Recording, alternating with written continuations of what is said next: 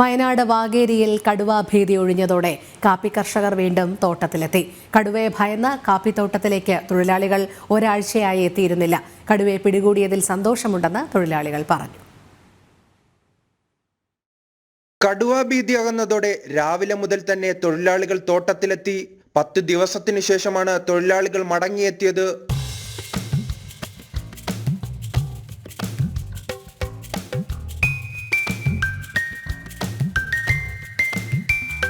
പ്രജീഷിനെ കടുവ കൊലപ്പെടുത്തിയതിന് പിന്നാലെ കാപ്പിത്തൊഴിലാളികൾ തോട്ടത്തിൽ എത്തിയിരുന്നില്ല. നരഭോജി കടുവയെ പിടികൂടിയതിന് പിന്നാലെയാണ് തൊഴിലാളികൾ ജോലിക്കെത്തിയത്. കടുവയെ പിടികൂടിയതിൽ സന്തോഷമുണ്ടെന്ന് തൊഴിലാളികൾ പറഞ്ഞു. ഇന്നിവിടെ തുടങ്ങിയിട്ടേ ഉള്ളൂ. പിന്നെ പിന്നെ കടവനെ പേടിച്ചിട്ട് തന്നെ വരാതെ ഇറങ്ങാതെ നിന്നത്. പിന്നെ അത് പിടിച്ചുകൊണ്ട് ഇന്നും മുതൽ ഞങ്ങൾ ജോലിക്ക് ഇറങ്ങിയത് ശരി തന്നെ. ഇത്ര ദിവസം വീട്ടിലിരുന്നു.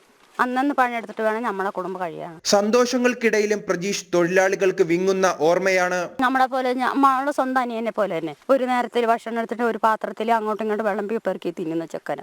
നമ്മുടെ സ്വന്തം ചേച്ചി അനിയനാ. അപ്പൊ സങ്കടമില്ലാതിരിക്കൂല.